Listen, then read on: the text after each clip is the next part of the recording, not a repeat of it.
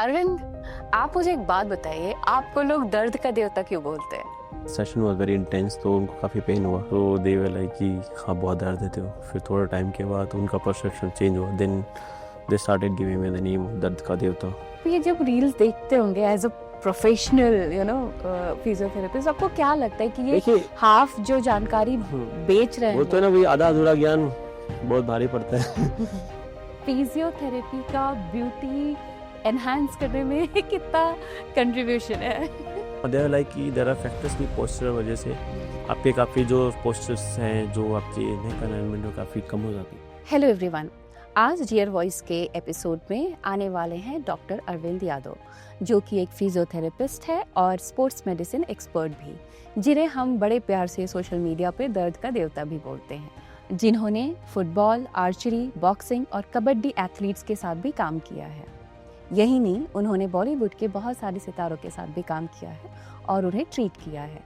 आइए उनकी जर्नी उनसे सुनते हैं, उनकी ज़बानी।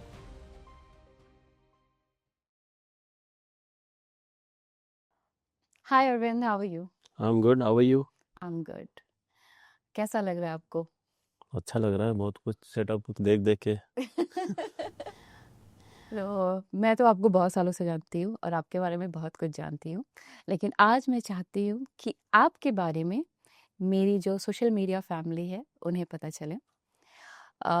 मैं सबसे पहले ये जानना चाहूँगी कि आप अपने शुरुआत के बारे में बताइए, अपने बारे में बताइए। मैं एक इंजीनियरिंग स्टूडेंट था, तो उसके बाद मेरे को मे भी इंटरेस्ट नहीं आ रहा था, या तो मतलब कुछ तो था कि कुछ करियर में लग रहा था कि जहाँ पे कुछ अलग कर सकता हूँ मैं।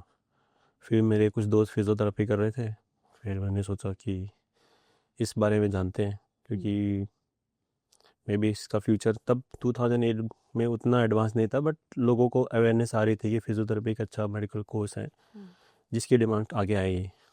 तो मैंने थोड़ी इन्फॉर्मेशन कलेक्ट करी और मैं उस कोर्स में जंप कर गया।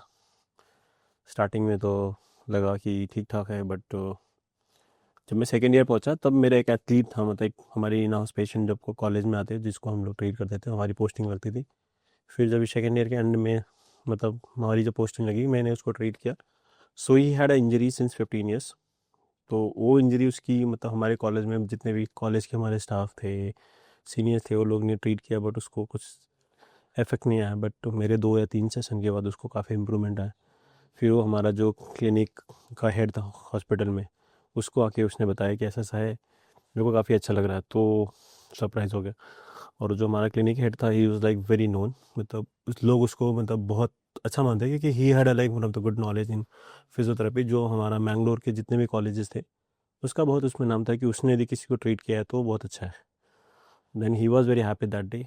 फिर वो मुझे काफ़ी इंस्पायर किया, जिसके थ्रू मेरे को इस करियर में इंटरेस्ट आया कि हाँ मतलब मैं लोगों की लाइफ में कुछ अच्छा कर सकता हूँ। फिर वहाँ से धीरे धीरे चीज़ें अच्छी लगी, होने लगी, और वो मेरे को काफ़ी मोटिवेशन देने लगा कि हाँ मतलब कोई जब ठीक होता है, किसी को कोई इंजरी होती है, कोई पेन होता है, बहुत टाइम तक होता है, वो पेन जब ठीक होता है, उसकी जो ब्लेसिंग होती है, उसके जो एक्सप्रेशन होते हैं वो काफ़ी अलग होते हैं। फिर उन सब चीज़ों से काफ़ी मोटिवेशन मिलने लगा। फिर ऐसे ऐसे बहुत सारे केसेस आए, जिससे मेरे को एक अलग से एनर्जी आती है कि हाँ जब कोई बोलता है कि मेरे को ये ठीक नहीं हो रहा, तब मेरे को एक तरह से चैलेंज लगता है कि हाँ मैं इसको कैसे ठीक करके दूँ। तो आपने बताया कि आप इंजीनियरिंग में थे और इंजीनियरिंग से सीधे मेडिकल, तो ये मतलब एक बहुत बड़ा जंप है। सडनली इतना बड़ा जंप लिया, तो आपके घर वालों का रिएक्शन क्या था? देखिए मेरे को ये था कि मेरे को आईटी इंजीनियर बनना था, बट जो मेरा डिपार्टमेंट था वो इंस्ट्रूमेंटेशन था, और मैं काफ़ी अच्छा कर रहा था, मैं ब्राइट स्टूडेंट था। तो जो हमारा एचओडी था वो मेरे को चाहता था कि मैं इंस्ट्रूमेंटेशन ही कंटिन्यू करूँ, बट मुझे था कि मुझे आईटी में जाना है, क्योंकि वो बोलते हैं ना यंग ब्लड में काफ़ी जो एक एनर्जी होती है, एक अलग तरह से जोश होता है कि हाँ नहीं ये मेरे को करना है। तो और उस टाइम पे मैं भी बहुत मैं स्टबर्न था कि मैं किसी की सुनता नहीं था, कि मुझे जो चीज़ करनी है तो करनी है, फिर उसके लिए भले से मेरे को कुछ भी हो जाए वो चीज़ें, बट मैं करता था। तो वो चीज़ें नहीं हुई, फिर मैंने बोला मैं ठीक है मैं छोड़ दूँगा, और मैं छोड़ दी। फिर मैंने फिजियोथेरेपी करी। तो एक तरह से काफ़ी डिवास्टिंग था, क्योंकि मेरे सारे स्कूल के फ्रेंड थे, मेरे जो जितने ग्रुप ऑफ फ्रेंड थे उसमें 80% इंजीनियर थे, मेडिकली कोई था नहीं, और मेरी फैमिली में कोई था नहीं। तो एक तरह से बहुत हर किसी को लगा कि ये बहुत ही स्टूपिड डिसीजंस हैं। और पास आउट होने के बाद भी काफ़ी टाइम तक जब मैं इनिशियली स्ट्रगल कर रहा था, तभी भी लोगों को लगा कि मतलब मैंने एक गलत डिसीजन लिया, क्योंकि तब 2012 में उतना कुछ डिमांड नहीं था, लोगों को कुछ पता नहीं था। बहुत टाइम पे लोग मशवरी समझते थे कि उनको लगता था ये कुछ होगा नहीं। मेरा जो बेस्ट फ्रेंड है वो इंजीनियर है, उसने इंजीनियरिंग के क्लासेस खोले थे कि लोगों को पढ़ाने के लिए। वो एक प्रोफेसर था, तो उसने 2-3 अपने मतलब जो 12th 11th 12th पढ़ते हैं, इंजीनियरिंग की फर्स्ट ईयर होती है, तो वहाँ पे बायोलॉजी भी होती है। तो उन्होंने बोला तू हमारे यहाँ प्रोफेसर बन जाए, तेरे लिए अच्छा होगा, इधर UVMR। फिर बस बहुत सारे ऐसा स्टूपिड सजेशंस आए, जो कि उस टाइम पे मतलब ठीक है मैंने सबके सुने, क्योंकि तब मेरे को मेरे करियर में उतना ग्रोथ नहीं दिख रहा था जितना था। तब कभी कभी लगता भी था कि maybe I am in the wrong profession. और मैं जहाँ पे भी ऐसा जॉब के लिए जाता था सर्च करने, तो लगता था कि यार कहीं फ्रेशर्स के लिए रिक्वायरमेंट ही नहीं है। तो मैं सोचता था भाई जब तक ठीक है भाई फ्रेशर्स को कहीं अपॉर्चुनिटी नहीं मिलेगी, वो तो एक्सपीरियंस तो गेन करने के लिए तो कहीं ना कहीं से शुरुआत करनी पड़ेगी। तो उस टाइम पे जब भी 2012 के अर्ली 3-4 महीने मैंने ऐसा कोई भी जगह पे वैकेंसी थी ही नहीं थी। मैंने हर एक हॉस्पिटल, हर एक क्लिनिक जितने भी थे, सब जगह जाता था, सबको पूछ के आता था। उस ड्यूरेशन पे ऐसा था कि मेरे को जॉब नहीं मिली, बट मेरे थ्रू कम से कम 15 से 20 जनों को जॉब मिल गई, जिसके पास थोड़े एक्सपीरियंस थे या तो बहुत सारी जगह पे थे कि एक्सपीरियंस किसमें, फिजियोथेरेपी? हाँ फिजियोथेरापी में। ओके। और कभी कभी ऐसा था कि बहुत टाइम पे जहाँ पे रिक्वायरमेंट होती थी वहाँ पे फीमेल्स ही होती थी, मेल्स ही होती नहीं थी। तो उस टाइम में 15-20 लोगों को मैंने उस 2-3 महीने में जॉब मिली, बट मुझे नहीं मिली। फिर वो मतलब ऐसे ऐसे करते गया, फिर मेरे को ऐसे लकीली एक अपॉर्चुनिटी मिली स्पोर्ट्स अथॉरिटी ऑफ इंडिया, जो कि मेरे घर के बहुत पास में था। फिर वहाँ पे भी मैंने बोला कि ठीक है भाई, जब सारे तर्कस के तीर खोल दिए तो यहाँ पे भी एक बार देख लेते हैं, ट्राई कर लेते हैं। हाँ क्या पता कुछ हो। क्योंकि मेरे को ये ऐसा परसेप्शन था कि स्पोर्ट्स में जाने के लिए आपके पास काफ़ी अच्छा एक्सपीरियंस होना चाहिए, वरना आप क्या करोगे। तो वो वजह से वो अंदर से एक तरह से झिझक भी थी, या बोल सकते हैं कि मतलब अपना सबकॉन्शियस माइंड में इतना मेरे को मोटिवेशन ये नहीं था कि मैं उस स्टेप लूँ और जाऊँ वहाँ पे। बट सब कुछ नहीं हुआ तो मैं चला गया वहाँ पे भी। फिर कैसा रहा वहाँ पे जाके? वहाँ पे अच्छा था। फिर वहाँ पे एक हमारे डायरेक्टर है वीरेंद्र भंडारकर जी, तो वहाँ पे वो डायरेक्टर थे, तो उन्होंने पूछा कि ऐसा ऐसा है, क्या हुआ, क्यों आया हो। तो मैंने बताया मैं फिजियोथेरेपिस्ट हूँ, ऐसा ऐसा है, मैं भी पास आउट हुआ हूँ मेरे को। तो उन्होंने बोला कि मेरे को एक इंजरी है, ठीक कर दोगे तो देखता हूँ मैं कुछ। फिर मैं बोला ठीक है, कोई दिक्कत नहीं, करने में क्या है। फिर मैंने उनकी वो इंजरी ठीक करी 2 सेशन में। उसके बाद उन्होंने बोला कि 2-3 सेशन के, हाँ 2 सेशन के बाद उन्होंने बोला कि ठीक है 1 जुलाई से आप आ जाना, आप यहाँ ज्वाइन कर लेना। मैं बोला ठीक है। तो मैं और उन्होंने अगले मंडे को बुलाया था कि आप आना, आपको मैं लेटर दे दूंगा तो आप ज्वाइन कर लोगे।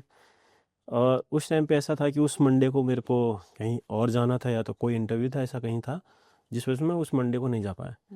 फिर मेरे को भी अंदर से बहुत, क्योंकि तब मैं बहुत पंक्चुअल था टाइम के लिए, लोगों के लिए। तब मेरे को ये नहीं पता होता था कि लोग अब नहीं है? अब कभी कभी अब मैं दिल्ली और बाकी शहरों जा जा के ये चीज़ें हो गई कि लोग थोड़ा डिले करते हैं, तो आपके अंदर पेशेंस होती थी। तब मेरे अंदर पेशेंस नहीं होती थी, और मतलब मेरे को अंदर से ये नहीं होता था, जैसे मैं कहीं मुझे जाना है तो यदि 9 बजे का टाइम दिया तो मैं 9 बजे नहीं पहुंचा, तो मेरे को लगता है मैं नहीं जाना चाहिए। क्योंकि किसी का टाइम, आपने टाइम वक्त मांगा है तो आप नहीं पहुंच रहे हो, मतलब आप गलत कर रहे हो।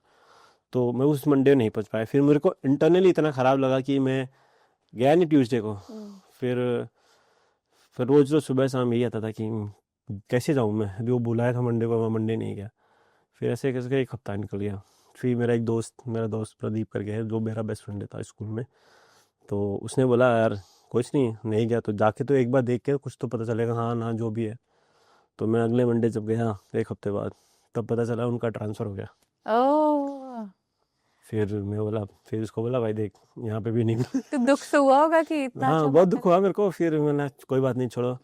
फिर मैं वहाँ पे उनके जो असिस्टेंट स्टाफ को पूछा, तो बोले सर का तो ट्रांसफ़र हो गया कुछ। मैं बोला फिर ठीक। तब मैं उस दिन उनका बोला नंबर मांगा मैंने, फिर उनको फ़ोन किया तो बोले अरविंद यार मैं तो इधर औरंगाबाद आ गया हूँ, और अब यहाँ पे तू 3 तारीख को आ जाना। ये मिड जून 2012 की बात है। बोले तू 3 तारीख को आ जाना, मैं तेरे को स्पोर्ट्स टीम में दूंगा। मैं बोला सर क्या ही मजाक कर रहे हो, मतलब स्पोर्ट्स टीम में जाने के लिए उसके तो बाद एक्सपीरियंस होना चाहिए। मेरे पास तो कुछ नहीं, मैं तो जस्ट पास आउट हुआ हूँ। बोले नहीं, मैं बोल रहा हूँ ना, मैंने बहुत सारे फिजियोथेरेपिस्ट देखे हैं, बट तेरे जैसा टैलेंट और उसमें नहीं है, तो मैं हो जाएगा। मैं बोला ठीक है सर, कोई दिक्कत नहीं। फिर मैंने बोला क्या पता वो फ़ोन ऐसे रख दिए, बात करके रख दिया हो। फिर मैं मेरे सीनियर्स को 3-4 को फ़ोन किया, पूछा भाई कि ऐसा-ऐसा है, जाना चाहिए नहीं चाहिए? बहुत सारे लोग तो बोले नहीं तेरे को ऐसा पका रहा है बस। क्योंकि हाँ। शायद पहले इतना एक्सपोज़र नहीं था। एक्सपोज़र के साथ-साथ सबसे ज़्यादा ये था कि लोगों को लगा कि मतलब एक फ्रेशर्स को लोग इतना ऐसे क्यों इतना बोले? क्या वैल्यू, हाँ। तो मेरे बहुत सारे 2-3 हाँ, मतलब जो जिसको मैं आइडल मानता था मेरे प्रोफ़ेशन में, वो लोग सारे लोग 3-4 जन ने मना किया। एक मेरा जो सबसे सीनियर था हुसैन करके, मतलब उन्होंने बोला देख, तेरे पास अभी लाइफ़ में बहुत टाइम है, अभी तू बहुत यंग है, मान ले तू यदि 1 साल गया कुछ नहीं हुआ, तो कुछ तो सीख के आएगा। कुछ नहीं होगा, पैसे नहीं देंगे, कुछ नहीं होगा, बट एटलीस्ट मान ले तेरी बदनामी भी होगी, कुछ नहीं, बट एटलीस्ट ही तुझे वाज द हाँ ओनली हाँ पर्सन हु तो तेरे को सपोर्टेड। हाँ तेरे को तेरे काम मैंने तेरे को जो काम करते हुए देखा, तो तू जाने में क्या प्रॉब्लम, नहीं होगा तो वापस आ जाएंगे। और ये किस साल में हुआ था? 2012 वाह। 13 हाँ 13। 2013 में, 2013 जून जुलाई में। तो मैं ठीक है, तो और उनकी सबसे बड़ी बात है कि वो फिज़ो हमारे सीनियर थे और उनके डैड है, तो ब्लाइंड है और फिजियोथेरेपिस्ट है। ओह। तो वो उनके लिए बहुत मोटिवेशन है कि उन्होंने बोला कि मेरा डैड है, मतलब वो अभी भावनगर में उनका क्लिनिक है, मतलब अभी भी बोलते हैं कि जो पेशेंट मेरे डैड ट्रीट करते हैं वो उनको छोड़ के किसी के पास नहीं जाते, क्योंकि उनको लगता है कि वो बहुत अच्छा ट्रीट करते हैं। उनको इन्होंने बहुत, मेरे दोस्त ने भी ट्रीट किया, बट बोलते नहीं आप आपके जैसा, आपका हाथ आपके डैड जैसा नहीं है। तो बोले जाके आ, कोई दिक्कत नहीं होगा तो वापस आएगा ना, कि वो तेरे को रह तो नहीं लेंगे। हाँ। फिर ऐसे ही था। फिर मैं फर्स्ट वीक में मेरे को 2 तारीख को कॉल आया कि आ जाना। फिर तभी भी मेरा मन नहीं माना कि जाना चाहिए नहीं जाना। फिर मेरा अनडिसाइडेड थे हाँ आप। बहुत अनडिसाइडेड था मैं। फिर मेरा एक दोस्त था एलन करके, हम साथ में सब कुछ, उसको भी स्पोर्ट्स में तब थोड़ा थोड़ा इंटरेस्ट आता है, पहले नहीं था। तो बोला ऐसा ऐसा है, मैं बोला देख जाके आते हैं। तो बोला पहले तू जा, फिर कुछ रहेगा तो मैं आता हूँ। फिर वो एक दिन पहले गया, फिर देखा स्पोर्ट्स अथॉरिटी में, मतलब सब चीज़ एक्सपोजर अच्छी थी, सब कुछ अच्छा था। उसने बोला आजा। फिर हम जब गए तो हमारे उस टाइम पे औरंगाबाद में फर्स्ट टाइम आर्चरी का कैंप लगा था। तो वहाँ पे उनके पास कोई टीम फिजियोथेरेपिस्ट तो ना। आपका पहला स्पोर्ट्स क्या था जब आप as a therapist? First sports मेरा आर्चरी था। आर्चरी था। हाँ ओके। तो इसके लिए मेरे को इस स्पोर्ट्स से बहुत ऐसा बहुत इंटरनल लगाव है। अटैचमेंट बहुत ज़्यादा है, क्योंकि जो मेरी फर्स्ट जो लाइक बोलते हैं ना इनॉग्रेशन, लाइक माई करियर का जो हाँ स्टार्टिंग। स्टार्टिंग है वो आर्चरी से हुई। और मे बी इस स्पोर्ट्स के थ्रू ही मैं ओलंपिक्स गया, एशियन गेम्स गया। तो मतलब मेरे करियर का जो सबसे बड़ा बिग इम्पैक्ट है वो आर्चरी की वजह से है। तो इसके लिए मेरे पास बहुत एक अलग स्पेशल स्पेस है। मैं उसके अलावा बहुत सारे स्पोर्ट्स में काम किया, बट उतना अटैचमेंट मुझे, मतलब जितना आर्चरी के साथ है उतना नहीं मिला। मे बी मेरे को बहुत रिस्पेक्ट मिली वहाँ पे, बट जो मेरी जो पर्सनल फेवरेट चीज़ें हैं ना वो आर्चरी से बहुत ज़्यादा है। आपको जो एक्सपोजर मिला, आपको जो प्लेटफॉर्म मिला, वो वो आर्चरी। एक्सपोजर के अलावा सबसे बड़ी चीज़ होती है ना कि मतलब जिस वजह से बोलते हैं ना, अब वजूद जिसकी वजह से मेरी बनी है, हाँ। अब मैं उसको छोड़ के फिर दूसरी जगह तो मतलब उन सब लोग तो मेरे को इसकी अचीवमेंट के बाद जाने ना। ये आर्चरी मेरे को अडॉप्ट तब हुई जब मैं कुछ नहीं था।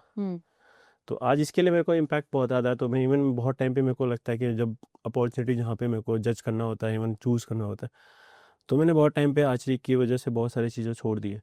क्योंकि मेरे को ये है कि स्पोर्ट्स ने मतलब दिया है, तो मतलब इसके साथ मैं कभी गद्दारी नहीं कर सकता। ये बहुत अच्छी बात है, क्योंकि जनरली ऐसा होता है कि आपको बिगर अपॉर्चुनिटी मिलती है और लोग अपना रूट जो है वो भूल जाते हैं। नहीं तो मैं जब भी उस मतलब मेरा एक तरह से बोलता हूँ, मेरे साथ तो चीज़ें बहुत अच्छी इसलिए भी हुई कि मेरे दोस्त बहुत अच्छे अच्छे थे। तो जब मैं करियर स्टार्ट करा था, तो मेरा एक दोस्त है दिलीप करके, अभी वो कनाडा में। तो उसने बोला देख तेरी लाइफ में अभी जस्ट तू स्टार्ट करा, तेरे पास 2 ऑप्शन है, इधर यू कैन अर्न मनी, इधर you can earn fame. Fame. तो पैसे के पीछे भागे ही जाएगा तो मे भी उस सीजन कभी कभी तो इतना पागल हो जाएगा कि तू तेरा पहचान, तेरी जो वो चीज़ है उसके लिए नहीं। तो पहले तू अपना काम इतना अच्छा कर कि लोगों को तेरा नाम पता चले, उसके बाद पैसा अपने आप आ जाएगा। तो वो एक अभी भी मैं फॉलो करता हूँ। इवन लाइक जब मेरे कोई पूछता है तो मैं हमेशा ये कहता हूँ कि don't run for the money, do good things. वो चीज़ें बहुत लंबी हो जाती है, पैसे लोग भूल जाएंगे, सब कुछ भूल जाएंगे, बट आपने लोगों के लिए जितना कंट्रीब्यूशन किया है वो कभी न कभी कोई इंसान भूलता नहीं, कितना भी ऐसा हो, किसी न किसी तरीके वो ज़रूर तुमको ब्लेसिंग देगा और कभी न कभी याद करेगा। तो वो मैं उस चीज़ को लोगों को प्रमोट करना चाहता हूँ कि लोग उस चीज़ को फॉलो करें। ये बहुत अच्छी बात है, और जितना मैं आपको जानती हूँ, मेरा एक्सपीरियंस भी आपके साथ बहुत अच्छा रहा है। जो कनेक्ट हुए थे वो मेरे नी प्रॉब्लम की वजह से हुए थे, और जो आपने जैसा बोला कि आप अपने काम में बहुत अच्छे हो, तो मैं अपना एक्सपीरियंस बता रही हूँ कि मुझे अब मेरे नी में इतना प्रॉब्लम होता था कि मुझे इस चेयर से उठने और बैठने में भी मतलब रोती थी मैं, और अरविंद ने 1.5 महीने के अंदर उसे इतना अच्छा ट्रीट किया। थोड़ा थोड़ा पेन होता है क्योंकि मैं अरविंद ने मुझे जो बताया मैं कभी कभी कंटिन्यू नहीं कर पाती हूँ, बट हाँ, इनके हाथ में जादू तो है। देखिए आज सबसे बड़ा जो कॉमन प्रॉब्लम इंडिया में लोगों को नी का है, वो बेसिकली उसकी नी की वजह से नहीं होता। मोस्टली जो हिप मूवमेंट आपके काफ़ी इम्पेयरमेंट हो जाते हैं जस्ट बिकॉज आपके रॉन्ग पोस्चर, रॉन्ग लाइफस्टाइल। और बेसिकली देखा रहेगा इंडियंस लोग उतने एक्सरसाइज के लिए इतने इंथुजियास्टिक नहीं है। नहीं है। तो उस वजह से जैसे आपकी मोबिलिटी होती बढ़ती जाती है तो मसल्स काफ़ी स्टिफ होने लगते हैं। तो वो मसल इतना स्टिफ हो जाते हैं कि वो आपकी नी को मूव होने नहीं देते। तो जब आपका कंट्रोल हिप का कंट्रोल नी पे ज़्यादा होने लगता है तो नी को फ्री नहीं छोड़ता, जिसकी वजह से कंटिन्यूस स्ट्रेस में भी आपका नी का जो स्पेस होता है वो काफ़ी कम हो जाता है, जिस वजह से लोगों को नी प्रॉब्लम होती है। बट अभी ऑर्थोपेडिकली लोग इंडिया में जितने लोग जाओ डॉक्टर के पास आते हैं, उससे आपको पेन किलर देंगे, ये सब देंगे। बट सब चीज़ें सही हैं। मतलब मान लो आपकी गाड़ी में, मतलब एक तरह से बोलता हूँ, अब उसके अंदर कचरा फंसा है बट उसके ऊपर से आप सिर्फ पानी तेल डालते रहोगे तो चीज़ें साफ़ नहीं, तो उसको क्लीन करना ज़रूरी है। तो सेम वे लाइक आपका मसल्स, आपका डाइट अच्छा नहीं है, आपकी एक्सरसाइजिंग नहीं है, तो सिर्फ पेन किलर से आपका थोड़ी देर के लिए आराम मिलेगा बट बाकी चीज़ें वापस वही ज़्यादा। श्री, आपने मुझे समझाया कि जो बॉडी स्टिफनेस जो होती है वो हमारी ब्रीदिंग से भी रिलेटेड होती है। हम क्या करते हैं, हम चेस्ट ब्रीदिंग करते हैं, तो चेस्ट ब्रीदिंग में शैलो ब्रीदिंग करते हैं, तो उसमें सिर्फ हम एक बार में 30% ऑक्सीजन फिल करते हैं। तो उस 30% ऑक्सीजन को बॉडी हमारे पूरे लाइक ह्यूमन सिस्टम में भेजता है। बट हम जब एब्डोमेन से ब्रीथ करते हैं, जब diaphragm is the main diaphragm breathing muscles, तो हम जब भी चेस्ट ब्रीदिंग करते हैं तो डायफ्राम ऊपर सिंक होता है, तो उसकी वजह से लंग का आपका फुल फील नहीं होता। तो बट आप जब डायफ्राम से ब्रीथ करेंगे, एब्डोमिनल मुंह से ब्रीथ करेंगे, तो डायफ्राम को नीचे प्रेस करेगा, तब लंग अच्छे से एक्सपांड होता है, तब आपका लंग अराउंड 80 to 90% फिल होता है। तो सोच सकते हैं कि 30% ऑक्सीजन जिसमें आपकी बॉडी काम करे और 80 to 90% काम करे, उन दोनों में काफ़ी इम्पैक्ट पड़ता है। तो उस चीज़ का सबसे बेस्ट एग्जांपल है कि आप ट्राई करो कि 5 to 10 टाइम्स और डीप ब्रीदिंग करो और थोड़ा सा वॉक करके देखो, आपको लगेगा कि बॉडी बहुत लाइट हो गया। तो सोच लो कि आप पूरे दिन में कितना ब्रीथ करते हो, शैलो ब्रीथ करके साथ जाते हो, तो सेम टाइम में बॉडी कितने शॉर्टेज ऑफ ब्रीथ के साथ रहता है। वो एक लाइफस्टाइल हो जाता है फिर, और ब्रेन उस चीज़ को अडॉप्ट कर लेता है जो चीज़ें आप बार बार करते हो। तो उसकी वजह से वो फिर धीरे धीरे वो हैबिट हो जाती है, फिर हमारी बॉडी धीरे धीरे स्टिफ हो जाती है। क्यों? क्योंकि उन सब टिश्यू को, सेल्स को ऑक्सीजन नहीं देता जो उस समय काम नहीं कर रहा है। तो इसकी वजह से जो टिश्यू सेल्स काम नहीं करे, वो कहीं कहीं वहाँ पे जाके स्टिफ हो जाता है, जो चीज़ें हम ज़्यादा मूव नहीं करते, जैसे हिप एरिया हो गया, एब्डोमेन हो गया, बैक हो गया, क्योंकि उतना मोबाइल नहीं है, तो काफ़ी देर तक जाके स्टिफ हो जाते हैं। फिर उनका जो फेसिया होता है उनको जकड़ लेता है।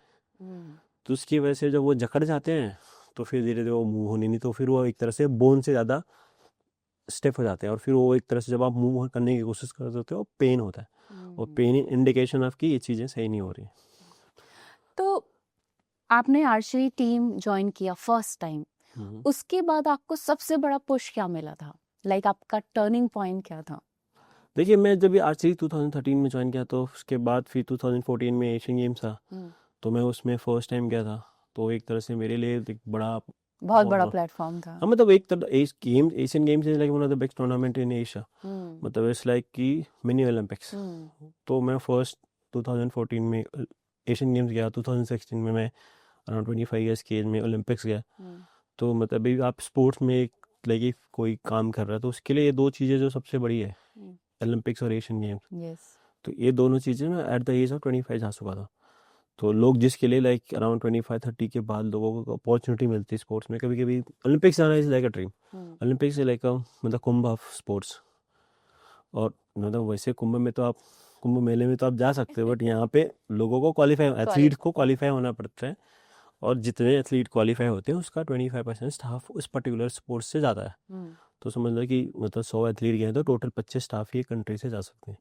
तो इतने कम लोग होते तो क्योंकि ये पूरे वर्ल्ड के लोग आते हैं, तो उसमें लोगों की पार्टिसिपेशन जो स्टाफ की होती है काफ़ी कम होती है, जस्ट बिकॉज कि एक पर्टिकुलर शहर में किसी देश के उतने सारे लोग आते हैं, उसको देखने के लिए ज़्यादा लोग आते हैं। तो उस चीज़ को उन्होंने इतने सिस्टम में बनाया कि बहुत चीज़ें स्मूथली चल सके। तो उस समय 2012-13 में क्या इतना महत्व दिया जाता था फिजियोथेरेपी और स्पोर्ट्स मेडिसिन का? मतलब देखिए, तभी उतना कुछ नहीं था, तब धीरे धीरे चीज़ें ग्रो हो रही थी, लोगों को उतना पता नहीं था। मतलब जो इंडियन स्पोर्ट्स का इकोसिस्टम मेरे को लगता है जो सबसे ज़्यादा चेंज हुआ कॉमनवेल्थ गेम्स के बाद स्टार्ट होने लगा। लोगों को स्पोर्ट्स के बारे में ज़्यादा इंपॉर्टेंस आने लगे कि गेम्स कोई भी चीज़ आप कंट्री में जो चीज़ें होती है वो बहुत ही इम्पैक्ट करती है। तो कॉमनवेल्थ गेम्स ने मतलब लोगों में थोड़ा सा एक स्पोर्ट्स कल्चर स्टार्ट किया जो काफ़ी धीरे धीरे बढ़ता गया। और अब आपको बताऊँ 10-15 साल बाद तो अब लोगों में काफ़ी अवेयरनेस है। मतलब इवन आजकल के पेरेंट्स भी अपने बच्चों को स्पोर्ट्स के लिए इनिशिएट करते हैं।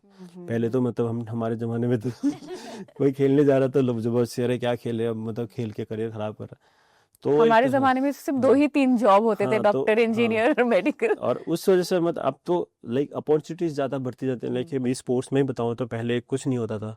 मतलब जब मैं स्टार्ट किया था तो सिर्फ गलती से एक फिजियो भेजते थे। अभी तो हमारे साथ स्पोर्ट्स फिजियोथेरेपिस्ट होता है, साइकोलॉजिस्ट होता है, फेमस होते हैं। तो वो चीज़ें अभी धीरे धीरे इन्वॉल्वमेंट हो रही है, मतलब एक टीम की तरह काम करने। इवॉल्व हो तो रहा है। पहले एक स्पोर्ट्स लोग जज्बे के साथ खेलते थे, आज एक स्पोर्ट्स की इंडस्ट्री हो गया।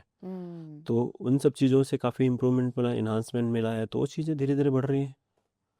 आपने जैसे बोला कि पहले लोग एक जज्बे के साथ खेलते थे, अभी इंडस्ट्री के साथ, तो क्या इसमें प्लेयर्स में भी बदलाव आए हैं? बहुत मतलब पहले बोलते हैं ना कि जब आप कंपटीशन कम होता था तब आपको लगता था कि हाँ मैं हूँ अच्छा हूँ। तब मतलब 100 में से जो 10 टैलेंटेड लोग होते तो वही ज़्यादा फोकस करते थे। उनको पता था मैं इसको कभी भी हरा सकता। बट जैसे जैसे स्पोर्ट्स साइंस इन्वॉल्वमेंट बढ़ा, लोगों को इनिशिएटिव लेना पता कि ये चीज़ें करने से ये चीज़ें बढ़ती। तो उन चीज़ों ने काफ़ी पुश किया लोगों के। मतलब बहुत टाइम पे एथलीट छोटी छोटी इंजरीज में जो परफॉर्म नहीं कर सकते थे तो उनको स्पोर्ट्स साइंस से काफ़ी हेल्प मिला। उनकी रिहाब हुई, उनकी स्ट्रेंथनिंग हुई, उनकी बहुत टाइम पे लाइक उनको जो सब सारे डाउट्स होते थे वो सारी चीज़ें में भी साइकोलॉजिस्ट के थ्रू बदली। उन कोचिंग का स्ट्रक्चर काफ़ी चेंज हुआ। पहले कोच सिर्फ रगड़ते थे बट अब उनकी जो ट्रेनिंग हुई काफ़ी साइंटिफिक इन्वॉल्वमेंट के साथ हुई। तो उनकी एथलीट की रिकवरी अच्छी होने लगी, जिससे चीज़ें काफ़ी बदली हैं। तो वो एक तरह से जो मतलब मैं आपको बताऊँ आज के 15 साल पहले इंडिया में स्पोर्ट्स का परसेंट 10% था तो आज 60% बढ़ा है।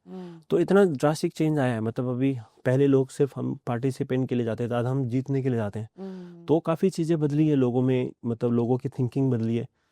तो वो एक काफ़ी पुश मिला जो इन सब चीज़ों ने काफ़ी दिया है। तो मैं अप्रिशिएट करता हूँ कि गवर्नमेंट ने काफ़ी इन्हांसमेंट किया, काफ़ी इनिशिएटिव लिया चीज़ों को बदलने में। तो इवन एथलीट्स को काफ़ी पहले बहुत टाइम पे अपने पैसे खुद लगाने पड़ते थे, बट एटलीस्ट अब नेशनल लेवल पे जो इंटरनेशनल लेवल उनको गवर्नमेंट से काफ़ी फैसिलिटीज़ मिलती हैं। तो उनको भी एक तरह से मोटिवेशन मिलता है कि हाँ अपने देश के लिए कुछ कर रहे हैं तो देश भी उनके लिए काफ़ी अच्छा कर रहा है। आपने कई स्पोर्ट्स में लोगों को ट्रीट किया है, जैसे आर्चरी, फुटबॉल, कबड्डी, बॉक्सिंग। तो जो भी प्लेयर्स होते हैं सारे लोगों का जो ट्रीटमेंट का तरीका होता है वो अलग होता है। आपको सबसे ज़्यादा डिफिकल्टी किन प्लेयर्स देखिए को? सबसे डिफिकल्ट काम करना होता है लाइक जो होता है सबसे मल्टीटास्किंग सबसे डिफिकल्ट ऑन फील्ड जॉब होता है वो फुटबॉल कबड्डी एंड हॉकी में होता है। क्योंकि वो गेम में ऐसा होता है कि मतलब football and hockey is like most toughest game to play. क्योंकि वहाँ पे हॉकी में तो ज़्यादा है कि वहाँ पे एक तो बॉल है और स्टफ इतना फास्ट होता है कि चीज़ें बहुत जल्दी मूव ऑन होती। तो वहाँ पे 20 player at a time just like running for one ball. So वो काफ़ी टायरिंग जॉब होता है और वहाँ पे आपको हमेशा हेड टू टो होना पड़ता है कि कब किसको कहाँ से भी लग सकता है। तो काफ़ी चैलेंजिंग टास्क होता है वो।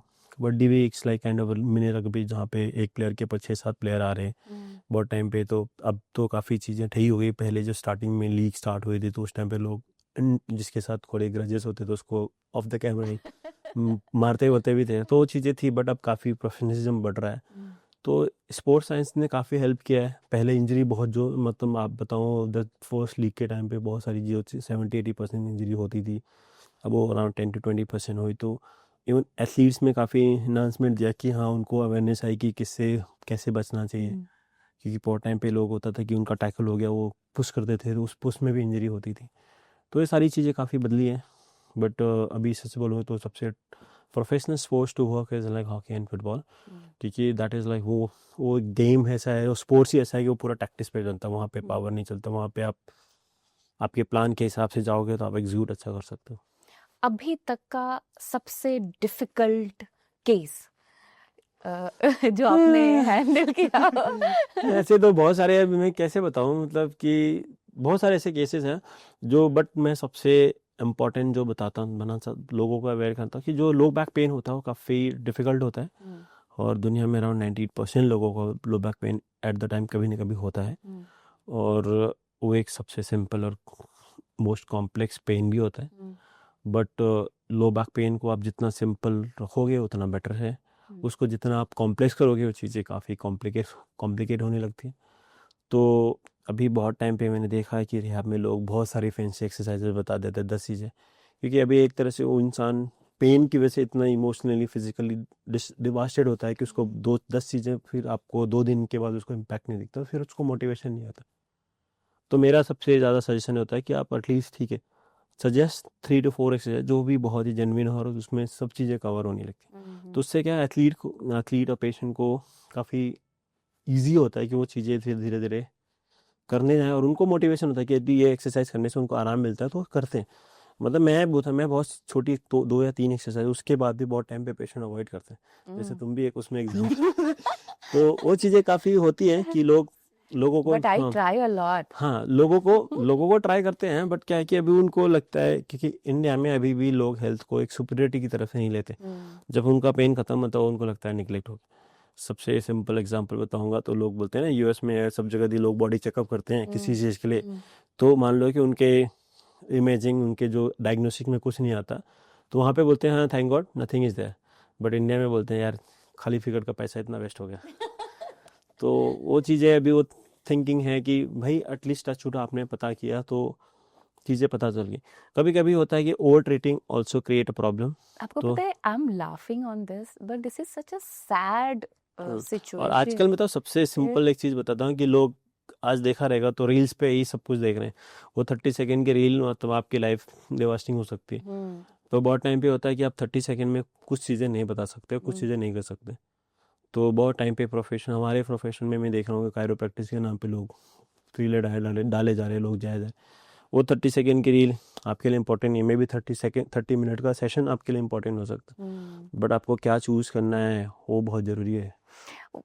व्हाट डू यू फील, अभी आपने ये रील की बात लाई है तो आप ये जब रील्स देखते होंगे एज अ प्रोफेशनल फिजियोथेरेपिस्ट, आपको क्या लगता है कि ये देखिए हाफ जो जानकारी बेच रहे हैं बोलते हैं ना लोग? वही आधा अधूरा ज्ञान बहुत भारी पड़ता है। तो अब किसी को कुछ बोल नहीं सकते क्योंकि आज की दुनिया में आप जिसको देखो यदि किसी को कुछ बोलोगे तो लोगों को लगेगा कि ये हमारी शख्सियत देखना नहीं चाहते। बट बहुत टाइम पे चीज़ें ऐसी होती है कि मतलब जो चीज़ें आपको काम करी वो मे भी आप मुझे काम ना करे, मे भी उनको काम ना करे। तो अभी वो जो रील की लाइफ होती है 30 सेकेंड में वो क्या दिखाना चाहते हैं, वो सिर्फ अपने आप को प्रमोट कर रहे हैं। तो अब उस प्रमोशन में आप बहुत सारी चीज़ें नहीं कर सकते हो। तो बट क्या है कि लोगों को वो जो चीज़ें फैसिनेटिंग होती हैं टीवी पे कैमरे में रील्स में वो चीज़ें रियल लाइफ में आपको अच्छी नहीं होंगी। तो वो लोगों को दिखने के बाद जो फॉलो करना है तो जाना है, तो काफ़ी चीज़ें हैं ख़राब हो रही। मतलब बहुत टाइम पे देखा है मैंने कि लोग मतलब रील्स में क्लिक कर रहे हैं वो कर रहे हैं, वो सारी फेक वॉइसेस होती हैं। आप इवन आप किसी को कार्य प्रैक्टिस कर रहे हैं इतनी आवाज़ नहीं आती, बट वो कि जस्ट लाइक साउंड क्रिएशन के थ्रू बनाया गया है, लोगों को फैक्शनेट कर रही है, तो ठीक है। बट बहुत टाइम पे मैंने कुछ 4 से 5 केसेस देखे हैं जो कि काफ़ी सीवियरली स्पाइन उनका इम्पेयर्ड हुआ because of that cracking. Okay. एक बंदा था like he went to surgery, after 2 surgery he did 2 years in like rehab in key spine, still he didn't recover. He was about to go for the 3rd surgery but I got this reference through one of my athlete.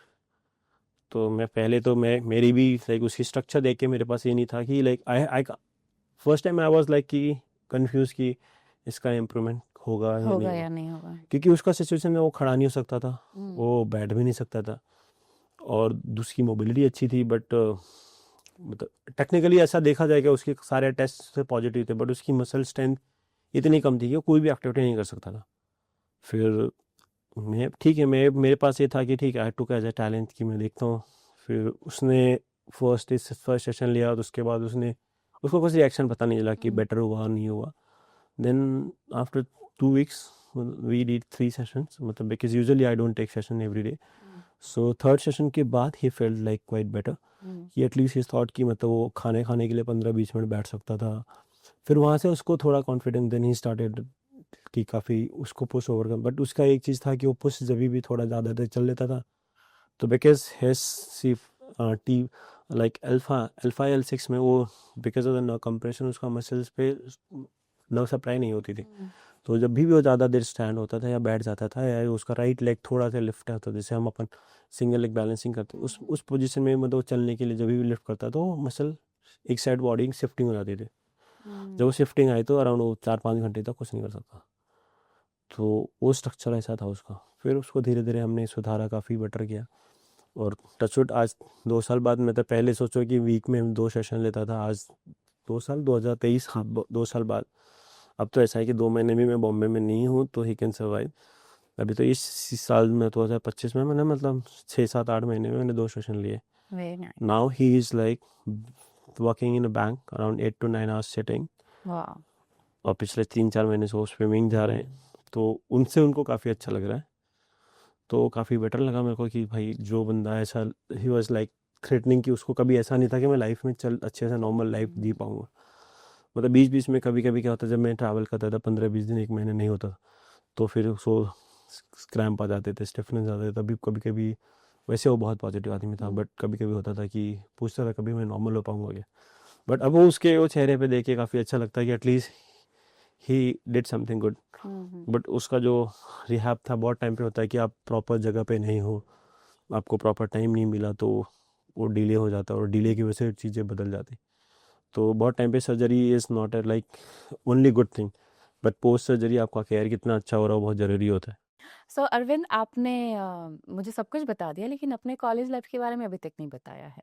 Engineering से medical, और medical आपने मैंगलोर से किया है, तो बनारस से मैंगलोर का सफ़र कैसा रहा? क्योंकि 2 अलग-अलग टेरिटरी है, तो आप उसके बारे में कुछ मैं बताइए। बनारस से तो बहुत पहले, जब मैं स्कूल में था तभी आ गया था। मैं 1998 में बॉम्बे आया था। अच्छा। उसके बाद मैं बॉम्बे में स्कूलिंग करी। हुँ। मैं मैंगलोर गया था, कहाँ पे स्कूलिंग करी?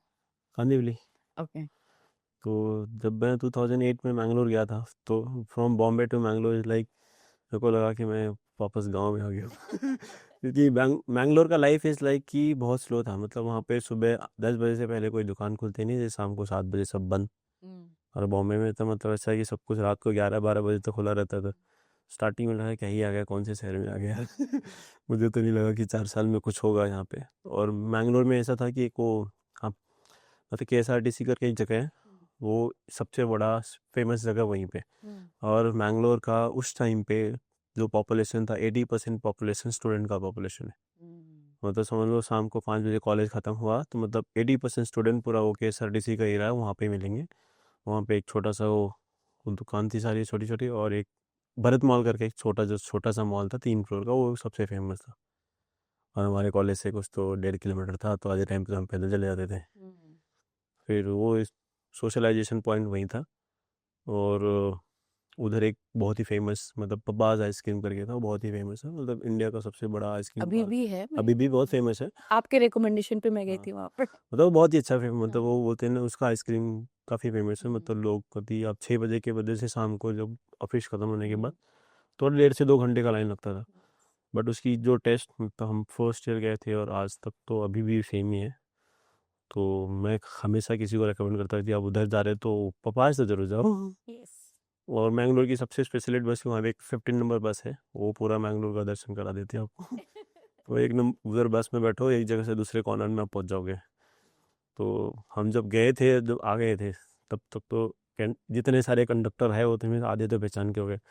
तो फिर तो हमारी बोलते हैं ना, जैसे वसूली जैसा चलता है वैसा हो गया था कि भाई हाँ पहचान में आ गया, ये इस कॉलेज के बच्चे नहीं लेंगे पैसे। तो ऐसा था। बट एक बोलते हैं ना, बड़े शहर से आप छोटे शहर में जाओ, तो वो शहर ने काफ़ी हमको अपनाया, हम लोगों को। मतलब उस शहर में मतलब जाने के बाद मुझे बहुत चीज़ें लगी कि जो मे बी मैं घर पे रह के नहीं सीख सकता था, वो वहाँ पे रह के सीखा। कि हेल्प कैसे करनी होती है एक दूसरे के टाइम पे लोग, जब आप, क्योंकि आप वहाँ पे जो हमारे सारे कलीग थे, जो हमारे क्लासमेट थे, वही हमारे सब कुछ थे। क्योंकि अल्टीमेटली अब बीमार होते हैं, कुछ होता है, कुछ झगड़ा हुआ किसी के, क्योंकि वहाँ पे मतलब मुंबई में मैं कभी ये फील नहीं हुआ कि आप आउटसाइडर हो। हुँ।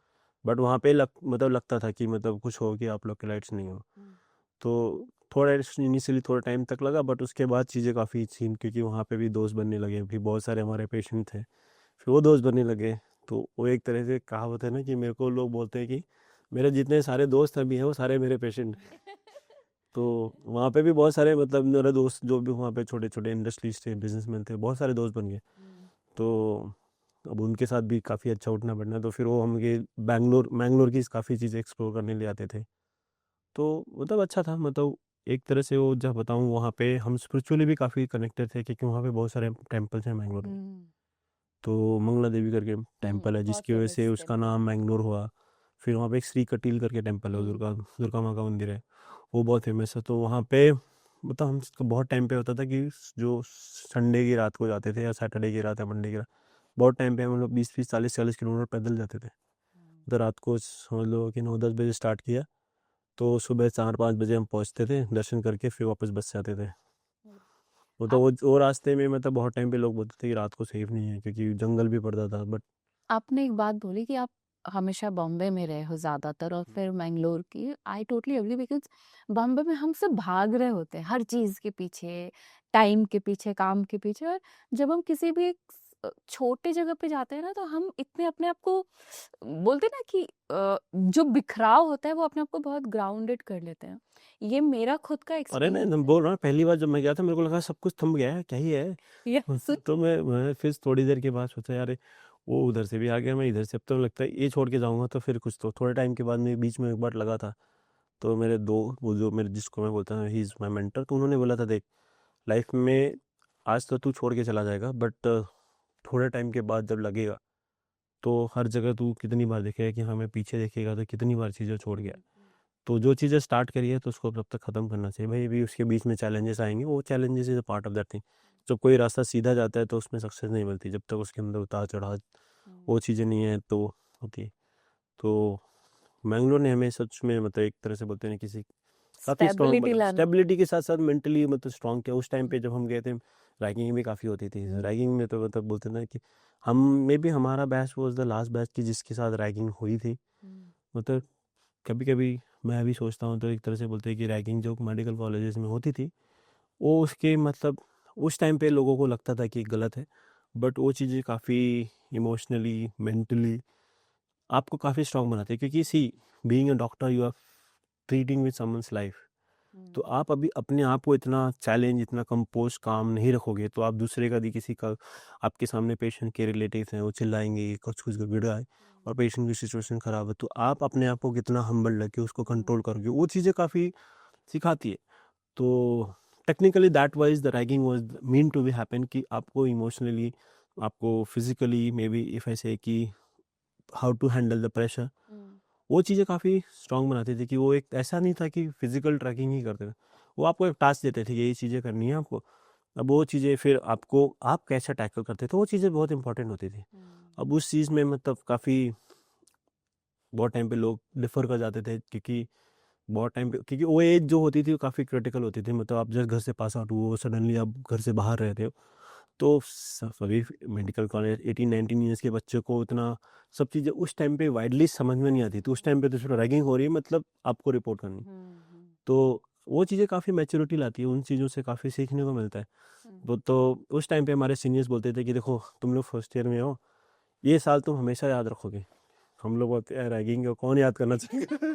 बट टेक्निकली बताऊं, जब जैसे फर्स्ट ईयर ख़त्म होगा, उसके बाद लाइफ में कुछ करने को बचा नहीं। क्योंकि उस टाइम पे तक तो जब तक हम रैगिंग, हम जूनियर थे, हमें सब कोई एंटरटेन करता था भले से मतलब। और उस टाइम पे लगता था कि जो सबसे ज़्यादा रैगिंग करता था, सबसे ज़्यादा गुस्सा लगता था, ये बहुत ही हरामी है, इसके साथ तो नहीं। बट जैसे हम फर्स्ट आउट हुए, सबसे ज़्यादा क्लोजनेस उसी बंदे के साथ आई जिसने सबसे ज़्यादा रैगिंग करी। और जो उस टाइम पे हमें रैगिंग से बचाता था, बाद में पता चला कि वो बंदा हमारे लिए अच्छा नहीं था।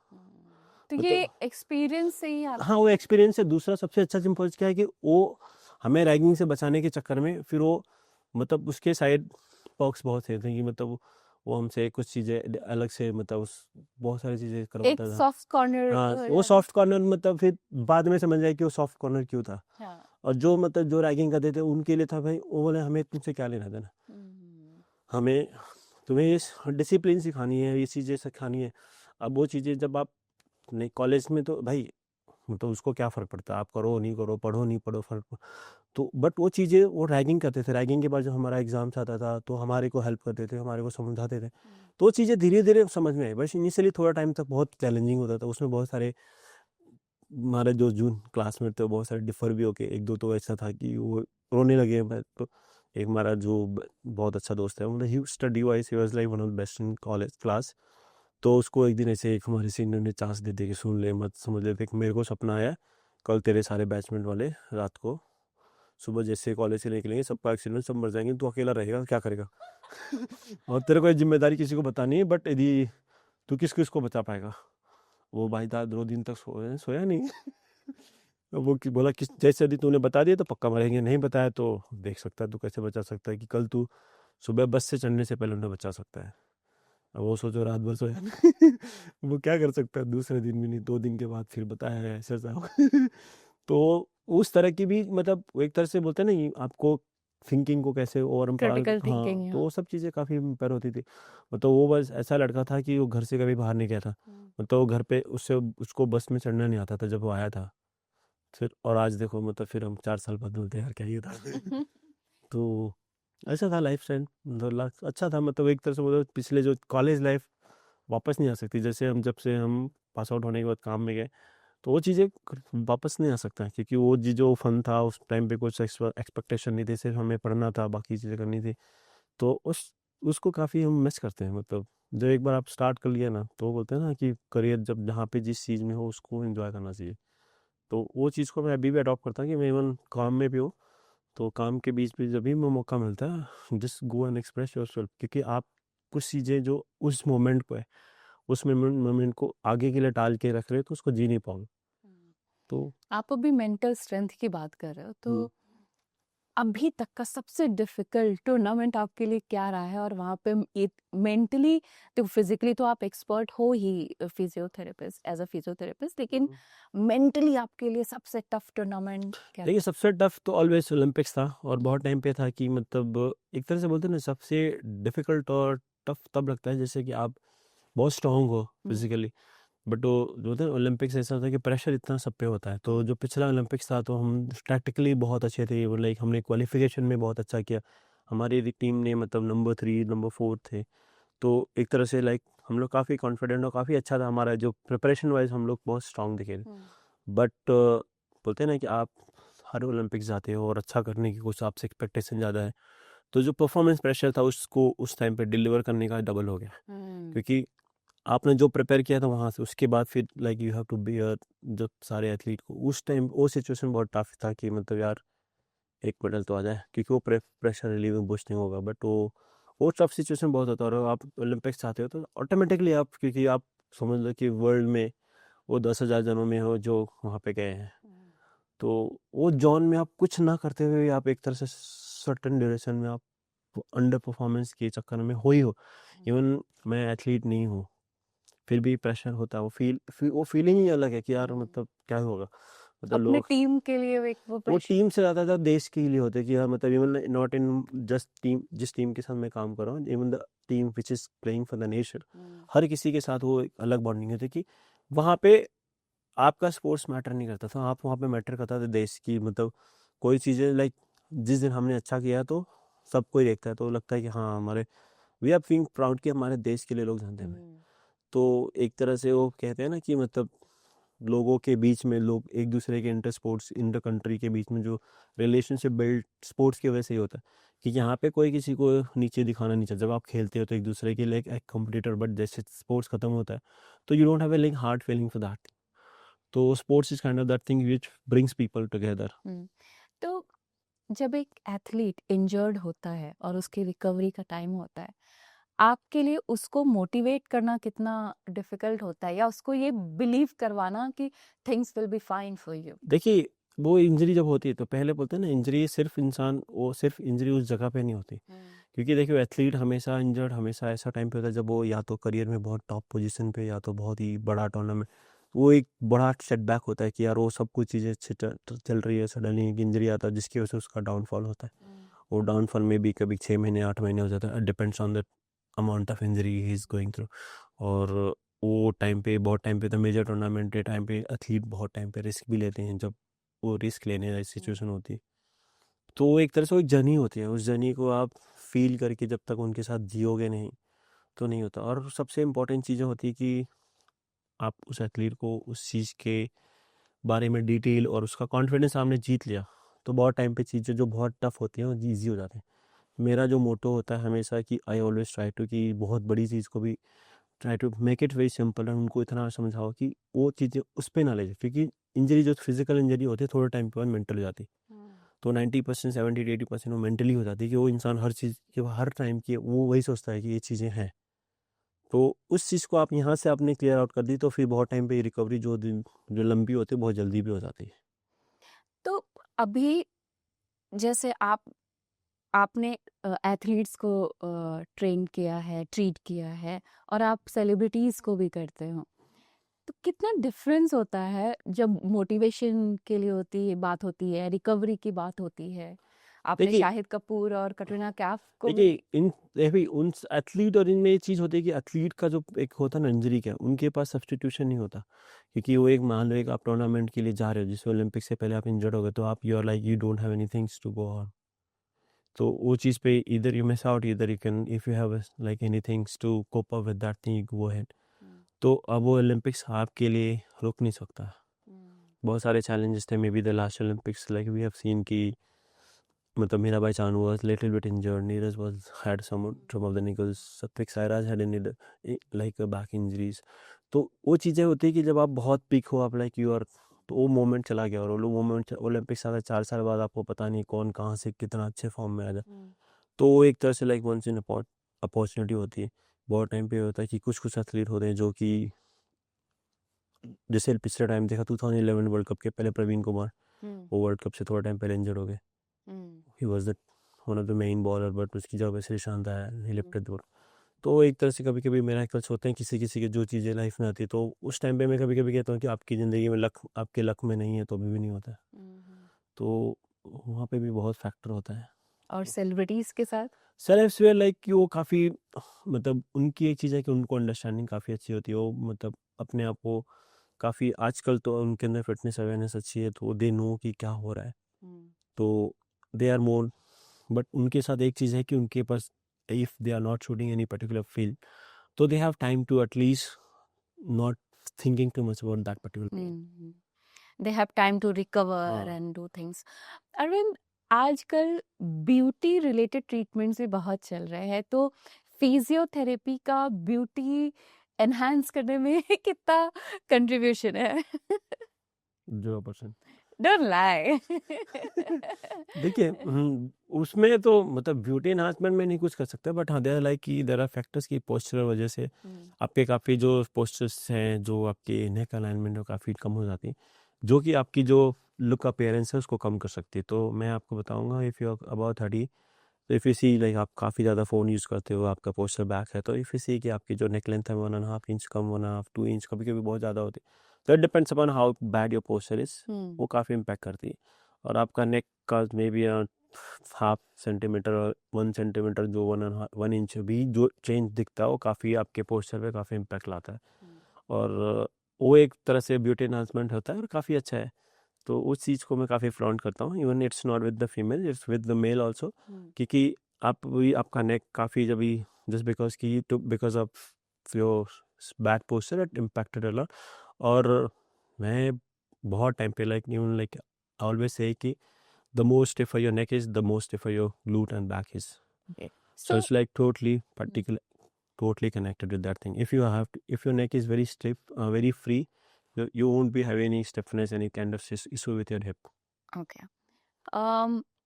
स्पोर्ट्स, सेलिब्रिटीज, कॉमन मैन, अभी कितनी अवेयरनेस है, लोग कितना यूटिलाइज करते हैं स्पोर्ट्स मेडिसिन या फिजियोथेरेपी को पर्सनल लाइफ में, एक कॉमन मैन के लाइफ में? देखिए अभी एथलीट्स में काफ़ी अवेयरनेस आ गई है। एटलीस्ट जो लोग नेशनल लेवल पे खेलते हैं उनको ये पता हुआ है कि वो उनकी लाइक जो भी even like if those are not very fond of doing rehab and like fitness thing, but उनको ये पता है कि इनको स्पोर्ट्स में रहना है तो उनको ये चीज़ें करनी पड़ेंगी। और वो अभी initially they are taking steps just because क्या पहले होता ना, आज के 10 साल पहले स्पोर्ट्स इंडिया में एक तरह से जज्बात के लोग खेलते थे, बट अब एक इंडस्ट्री हो गया।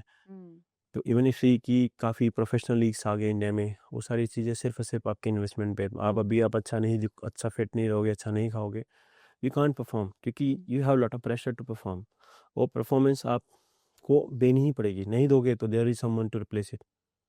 इफ़ यू सी कि लास्ट 10 ईयर्स 15 ईयर्स में क्रिकेट में कितने सारे चेंजेस आ गए, क्योंकि those who are not like, जिसको कोई नहीं जानता था, if they are performing well in IPL they are getting chance. The same in other sports also is happening कि मतलब आप डोमेस्टिकली आप अच्छा कर रहे हो तो you will get opportunity, because पहले होता था कि like there are no people who, कि जिससे आपका गेम लोगों को दिखता नहीं था, बट आज आपके टैलेंट है, आप अच्छा कर रहे हो तो you will get an opportunity and nobody can stop you.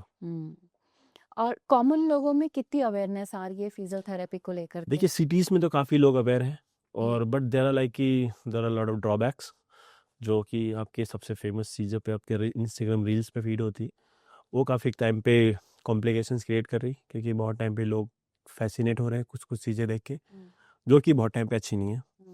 तो ऐसा नहीं कि बहुत टाइम पे जिसके पास फॉलोअर है, जो क्वैक्स हैं, वो बोल रहे हैं, तो ऐसा नहीं।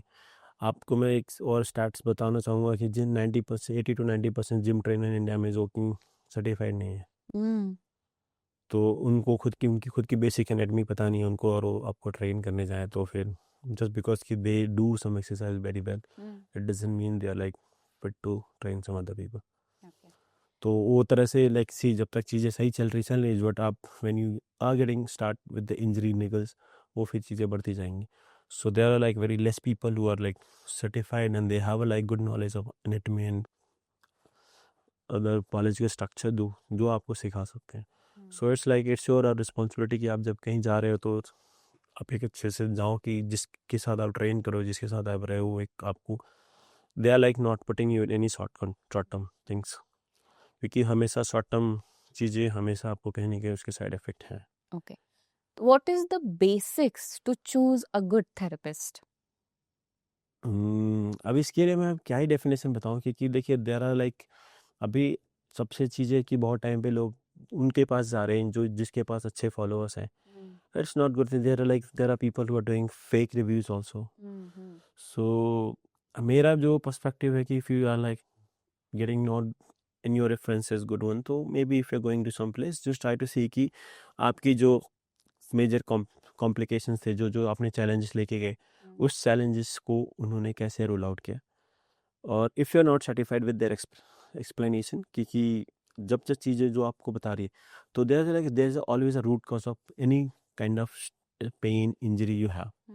If that is not getting cleared, then you have to rethink about again thing. तो उस चीज़ में सबसे इम्पोर्टेंट चीज़ होता है कि बहुत टाइम, जब जो चीज़ें आपकी एक्यूट इंजरीज नहीं, जैसे जो चीज़ें आप गिरे हो, वो चीज़ें मान लो उस टाइम पे, उसके बाद जो चीज़ें जो बहुत टाइम हो गई, वो उस पर्टिकुलर जगह पे नहीं है। मतलब मान लो कि जो एक तरह से फॉर एग्जांपल टेनिस एल्बो है, लो बैक पेन है, जो आपको 6 7 8 महीने के बाद है, वो आपका सिर्फ लो बैक पेन नहीं, उसके साथ साथ बॉडी ने बहुत सारे आपके लाइक स्ट्रक्चरल चेंजेस हुए हैं। जब तक आप उसको रूल आउट करके रिजॉल्व नहीं करोगे, वो पेन आपका चला जाएगा बट वापस आएगा। तो I always prefer not to treat the condition, I always say treat the person. When you are treating the person, you will get to know that कि वो चीज़ें काफ़ी अलग है द रूट ओके। कॉज। हाँ, क्योंकि हर एक इंसान का लाइफ स्टाइल अलग है, उसका वे ऑफ वर्किंग स्ट्रक्चर अलग है, उसका सब कुछ अलग है, but same process same phenomena हर एक जगह पे जाओगे तो चीज़ें सही नहीं होंगी। तो I always try to prefer कि पर्टिकुलर बंदे को देखो, try to assess the particular person and try to treat that person. Then आपका जो वर्क प्रोफाइल है, वर्क का जो स्ट्रक्चर है, वो भी काफ़ी कम हो जाएगा। क्योंकि मान लो if you treating with that फे, जिसको आप 10 सेशन में ट्रीट करते हैं, आप उसको 2 से 3 सेशन में ट्रीट कर सकते हो। अरविंद, आप एक कॉमन मैन को क्या एडवाइस देना चाहोगे कि उनको ये बेसिक्स डेली करने ही हैं ताकि वो एक सर्टेन सिचुएशन में ना पहुंचे? अभी मैं आज आपको बताऊं कि ये हम पिछले 10 15 20 सालों में हम लग्जरी को ज़्यादा इंपॉर्टेंस दे रहे हैं, जस्ट बिकॉज कि जस्ट बाय लिविंग और जो हमारी पहले की जो लाइफस्टाइल थी, कि सोफे पे बैठना, बेड पे सॉफ्ट बेड पे सोना, ये चीज़ें थोड़े टाइम के लिए हमको फैसिनेटिंग तो लग रही है, बट इसके साइड इफ़ेक्ट भी हैं। क्योंकि जैसे हम बोलते हैं कि like for example if you using the like toilet, Indian toilet और like normal nowadays we are looking commode, तो पहले जब आप इंडियन टॉयलेट में बैठते थे तो you going down. Pull down, तो आप उस टाइम पे you are stretching all your like lower body, spine and all. तो उसमें आपका बॉडी का like the moment till the time 5 10 15 minutes, आप एटलीस्ट दिन में 15 20 मिनट के लिए जितने भी लाइक दिन में एक बार दो बार, जब तो उस टाइम पे आपकी बॉडी लोअर बॉडी स्ट्रेच हो रही थी, तो आपके जॉइंट्स पे लोड आ रहा था, आपके मसल्स पे लोड आ रहा था, there like mobility was being good in perform. but till the time you're not sitting on the commode, so the amount of movement restriction is increased. तो अब वो सेम चीज़ें आपकी लाइफस्टाइल में आई तो आपकी जो मोबिलिटी है वो कम हो गई। उस चीज़ का अल्टरनेटिव क्या है आपके पास? So we are not doing any mobility, we are sleeping on the soft bed. तो जब आप सो रहे हैं तभी भी आपका बॉडी कंटिन्यूस स्ट्रक्चर में काम कर रहा है। तो उसके लिए at least you should do some mobility जो कि आपको बेटर दे। तो एटलीस्ट जो आपकी लाइफस्टाइल की जो चीज़ें बहुत ही बेसिक नेसेसिटी थी उसको आप कंप्लीट करते जाओ। अरविंद, ज़्यादातर सबको ऐसा लगता है कि फिजियोथेरेपी का जो उपयोग है वो स्पोर्ट्स या एथलीट्स के लिए होता है और इंजरी को ट्रीट करने के लिए होता है, लेकिन इसका उपयोग और मेडिकल वे में और कहाँ और कैसे कर सकते हैं? यार ये तो बताओ सबको कि सब जगह होता है, ऐसा कौन सा डिपार्टमेंट है जिसमें फिजियोथेरेपिस्ट की ज़रूरत नहीं। But technically if I say कि मतलब स्पोर्ट्स इज वन वे जहाँ पे काफ़ी लोगों को दिख के आता है कि यहाँ पे ज़रूरत है। बट जो अभी ऐसा कोई स्ट्रक्चर मतलब if you see talk about the orthopaedics, neuro, gynaec, then cardiology, gynaec also. हाँ सब जगह there are like physiotherapist who does the painless delivery also. हाँ, दैट आई नो। हाँ तो it's like part of the way exactly we are not, ऐसा कोई नहीं जहाँ पे ज़रूरत नहीं है। तो और आपने एक सबसे इम्पोर्टेंट क्वेश्चन पूछा कि जिसको पेन नहीं है उसको भी फिजियोथेरेपिस्ट के पास जाना चाहिए नहीं जा। तो सेम वे देखिए फॉर एग्जांपल जो मैं सब जगह बताता हूँ कि सबसे सिंपल है, आपने गाड़ी खरीदी है, जब तक आपकी गाड़ी नहीं है but at least after some time you need a services in the vehicle. The same में आपकी बॉडी जब आप सब चीज़ें कर रहे हो, क्योंकि आज आप मेट्रो सिटीज़ में रहते हो, शहर में रह रहे हो, तो आप बहुत सारी चीज़ें पे एग्जॉस्ट हो रहे हैं। तो कहीं ना कहीं बहुत टाइम पे जो हमारी बॉडी है देयर लाइक इनएलिजिबल पेन, जो पेन आपको फील नहीं हो रहा but there are like there knots are happening because the lactic acid getting form.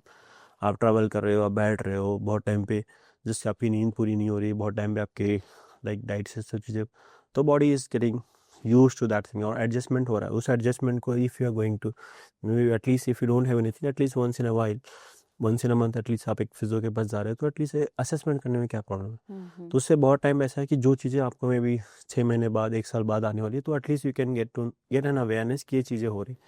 और अभी मैं जो कहता हूँ कि देयर आर वे कि आप अपने काम को भी इन्हांसमेंट कर सकते हैं। जैसे लाइक आप ऑफिस में काम करते हैं, corporate people, so you are sitting for a long time right, तो उससे आपके बैक स्टिफ है, नेक स्टिफ है, इवन लाइक इवन आपकी जो कंटिन्यूस काम करने की उससे like you have a lot of stress in the head also, so that get relieved it because when the lactic acid getting relieved from your body, you are very focused, you are very versatile to work more।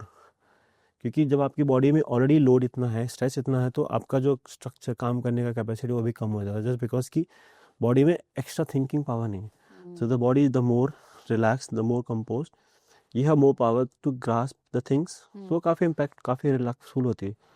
तो even there are lot of my athletes whom I treat with them like those who are in corporates, they have feel better कि उनको session से पहले और अब काफ़ी better होता है। तो बहुत सारे पेशेंट्स है जो ट्रैवल करते हैं, जब जहाँ पे मैं नहीं जा सकता तो दे कम टू मी, क्योंकि उनको leave about the professional other like personal life में भी काफ़ी चीज़ें हेल्प हो रही है।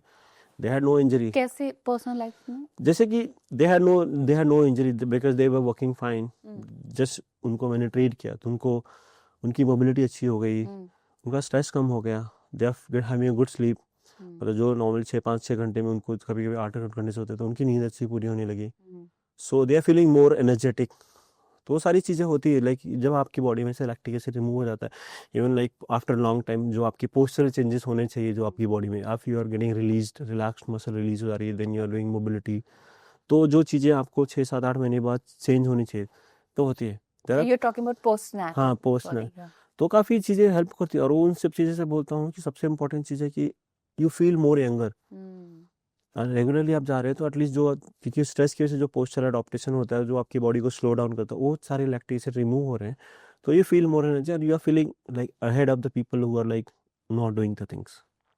जो आज की यंगर जनरेशन है उनको आप क्या, मतलब एक तो फोन और स्क्रीन टाइम है ही है, उसके अलावा कोई एक ऐसी चीज जो उनको सबसे ज्यादा डैमेज कर रही है फिजिकली? देखिए mentally, because see if you are using phone a long time, so that's screen, continuous screen on your head is just like banging your spine and it is just like eating your brain. So it is just like not letting you think more, because see easily आपको सब चीज़ें easily मिल रही हैं, तो you are not putting pressure, so that brain is like just thinking of that particular thing, so that is not helping you around for the longer duration time when you have to just put a stress on the thing. Even सबसे worst structure अभी हो गया जब से chat GPT है, लोग हर चीज़ के लिए चैट जीपीटी पे डाल दें, इवन लाइक सब चीज़ के लिए. सो दैट वो बोलते हैं ना कि बहुत सारी चीज़ें जो ऐसी सेल्फ मेडिकेशंस वो आपको डैमेज कर सकती है. देर आर वो टाइम पे देखा कि एक बंदे ने चैट जीपीटी से हाउ टू डू सर्जरी उसने कर लिया और वो ऑपरेशन थिएटर में पहुंच गया. तो देर आर पीपल की बहुत सारी चीज़ें हैं कि जो आपको वहाँ पर टेक्निकली नहीं सही बताएंगे. See this is a medical is a one structure. There are people who where exactly you get advanced things with the help of chat GPT, but it is not like a way where you can self treat yourself. Always go to experts. Yeah. See, तो because phone those who के have अलावा और क्या है जो सबसे ज्यादा physically hamper कर रहा है? बहुत सारे सोफा है, आपका बेड है, गाड़ियाँ हैं. तो जो चीज see there are this things have made to give a comfort, but उस कंफर्ट को आप एक लाइफस्टाइल में कन्वर्ट करो तो there is a side effect of that. Because जो चीज़ें आप छोड़ के आ रहे हो कहीं ना कहीं उस चीज़ के there are different structure of the way कि आप उसके अडॉप्टेशन करने पे there are some prices you have to pay. So if you don't want to pay that price, so at least be aware, do something to compensate that particular things. So my advice to them is like do exercises sometime. Swimming is the best. Like those who don't have a time, at least 15-20 minutes you can do in daily or maybe thrice in a week. Because maybe sometimes people who are working in corporate, they have like a long drive work from home things, so उनको जाना पड़ता है. At least twice or thrice in a week you can take some spare of time and do that thing. Because see, there's nothing bigger than your life. Whatever the situation, whatever the things you're doing for your life, it is not just because, see, if you're not physically good, whatever things you're running, you will not get in back. तो जैसे एक common man भी बहुत ज़्यादा active है या exercise कर रहा है, तो क्या उसे भी फिजियोथेरेपी लेना चाहिए? मे भी लेना चाहिए, क्योंकि बहुत टाइम पे होता है कि there is like few group of muscle which is not working correct way in that particular whatever the task he is doing. So if you are going, if you don't have an pain also after 25-30, so that at least can compensate जो आपकी जो muscle over use हो रही है उसको at least you get idea कि ये चीज़ें हैं, तो आप एक करेक्टेड हो जाए. असेसमेंट से at least you have a self awareness कि हाँ सब चीज़ें ठीक भी हैं नहीं हो, तो काफ़ी हेल्प करती है उस सिचुएशन में. आजकल जो सबसे ज़्यादा फोकस है लोगों का वो है फैट लॉस, वेट लॉस जो सबसे कॉमनली आस्क्ड क्वेश्चंस है. तो क्या फिजियोथेरेपी उसमें भी मदद करती है? बहुत सारी चीज़ें हैं जो आपको हेल्पफुल कर सकते हैं, क्योंकि मैं आपको बताता हूँ कि जो आप देखिए 80% लोगों को लाइक टमी के लिए जाते हैं. तो बहुत टाइम पे तो टमी देखिए कब आती है, ज़्यादा देर आप लाइक इफ़ आपकी एक्टिविटी नहीं है, आप ज़्यादा देर तक मूव नहीं हो रहे, एक जगह पे बैठे हो, even those who are driving for long, so your compression of the spine is also happening, right? Because there's no retraction is happening in your spine, so that also like just compressing your spine, so the spine is compressing, so that like the curvature is getting increased laterally, horizontally also. So उस चीज़ में like if you are lengthening your spine, doing some activity, so it's like that way कि आप उसको compromise कर सकते हो. और आपकी जब तक कैलोरी जो आप खा रहे हो उसका बर्न आउट नहीं हो रहा है, तो कहीं ना कहीं वो आपकी बॉडी में स्टोर हो रहा है, और जब वो स्टोर हो रहा है तो कहीं ना कहीं उसके फैट कन्वर्जेशन बढ़ेंगे, और shortcut is always going to hamper it whatever way you are taking it. क्योंकि देखिए आपका जो सबसे पहले बोलते हैं मॉर्निंग में उठ के हैमस्ट्रिंग रिलीज, आप जब भी बैठते हो तो आपका हैमस्ट्रिंग शट डाउन है. तो उसकी वजह से जो 80% लोगों को लो बैक स्टिफनेस होती है, वो सिर्फ और सिर्फ क्योंकि हैमस्ट्रिंग का लेंथ अच्छा होगा, आपने सुबह उठ के हैमस्ट्रिंग की लेंथनिंग कर ली तो आपका बैक का लोड कम होगा. एंड वो लोड जब भी आप बहुत टाइम से नहीं कर रहे हो तो वो धीरे धीरे बढ़ के फिर वो कंटिन्यूस जो लो बैक पे स्टिफनेस होती है, तो उसकी वजह से जो वहाँ पे फेशिया है उसका कॉन्ट्रैक्चर हो जाता है. लोगों को लगता है वो हमारी स्टिफनेस है, बट वो एक तरह से sir just because inability of your that particular moment for a long duration time has resulted in structure कि वो आपका जो स्पाइन है पूरा एक स्ट्रक्चर में बदल चुका है, जो कि एक पूरा फॉर्म में रहता है. फिर आप उसको मोबाइल करो, आइसिंग करो, उस पर फ़र्क नहीं पड़ता, क्योंकि फेस इज लाइक कैसे बोलते हैं गैलेक्सी का एक नेटवर्क होता है ना, जैसे इरेगुलर शेप, उसमें वो स्ट्रक्चर वो बहुत स्लो मूव होता है, उसको प्रॉपर हाइड्रेशन नहीं मिला, ऑक्सीजन मतलब नरिशमेंट नहीं मिला, तो वो फ्यूज हो जाता है और वो स्टिफर देन द बोन. वो एक रीज़न है कि जो ज़्यादा देर बैठते हैं उनको थोड़े टाइम के बाद बैक पेन स्टार्ट होने लगता है. तो आपने एक बताया आपका हैमस्ट्रिंग रिलीज, और फिर then there like neck movement, क्योंकि आप काफ़ी देर तक बैठे हो तो there like one exercise for the neck just mobile it. So even आप पहले कन्वर्सेशन ने बताया था कि आपका नेक जितना फ्री है उतना आपका ग्लूट्स फ्री है. Okay. So these two are like, see, everything is connected in your body. So when you taking care of good care of your whole spine, everything is going to happen good. Spine का काम ऐसा है कि even if you have to write your name, so वो भी काम बिना spine जब आपका मूव नहीं हो रहा है तो आप उसके बिना कुछ नहीं कर सकते. और सबसे निकलेक्ट, मुझे याद है कि जब मेरे नी में पेन था और आपने मुझे बोला ये नी से रिलेटेड नहीं है because your hip and glutes are tight, और एक्चुअली हमने हमारे ग्लूट और बैक पे काम किया और मेरा नी पेन रिलीज हो गया था. तो ज़्यादातर हमें क्या लगता है शोल्डर पेन है मतलब शोल्डर पेन है, नेक पेन है तो नेक पेन है, बट वो वैसा नहीं होता. क्योंकि देखिए जब इवन कोई भी चीज़ें, देखिए आपको जो चीज़ें बहुत टाइम करने के बाद आती है जस्ट बिकॉज आपके पोस्चर, आपकी जो बॉडी में बहुत मूवमेंट्स जो फंक्शनली प्रॉपरली नहीं हो रहे हैं उनकी इनएबिलिटी की वजह से वो फॉर्म होते हैं. और फिर वो बहुत देर तक बॉडी जब एडजस्ट करता है, जब प्राइमरी मसल्स ग्रुप काम नहीं करते, फिर वो सेकेंडरी ग्रुप ऑफ मसल पे जाता है. जब सेकेंडरी ग्रुप ऑफ मसल पे लोड बढ़ने लगता है then they form a injury. So if you have, like if I say there are 90% chances if you have right hip stiffness, so there might be a left shoulder inability also. So this is interconnected because when you're trying to balance things, so there's a one structure has to balance it. So ये चीज़ें जब आप expert के पास जाओगे, when they analyze you, then they try to make it balance, then वो काफ़ी चीज़ हो जाती है. क्योंकि आप सिर्फ उस पर्टिकुलर हिप को ट्रीट करते हो थोड़े टाइम तक वो ठीक हो, but next maybe another 6 months, 8 months, maybe a year, 2 year later, you start getting some other symptom in your body. Arvind, आप मुझे बताइए जैसे कि इंजरी हो गई, the first step we take is cold and hot therapy. What is your perception about that? So देखिए, I have not advised anyone in last my 10 years of profession to anyone on hot therapy because I always prefer to go with the cold because it always subside the inflammation. So after the getting once the inflammation is subsided, you start the healing because inflammation subside over, there's a swelling which is going to down, then there is a space to move the muscle, move the tendon, move the joint. So ice is my always go to partner for any kind of injury you're getting in your specific spine, joint, anything. So go to medicine is just go for the ice. Okay. Don't think anything else. And ice is the best thing you can do Yeah. for your injuries. Yeah, anything. If you're getting like any kind of niggles, sprain, any pain, go with the ice. Okay. Functional therapy और physiotherapy, how relevant they are with each other? देखिए मतलब अभी बहुत time पे पहले दी मैं बताऊं कि आज के 20 साल पहले दी हम कुछ होता था, जैसे किसी को स्वेलिंग हो गया, लाइक चोट लग गई, तो they were like we used to stop the movement कि हमें रुक जाते थे.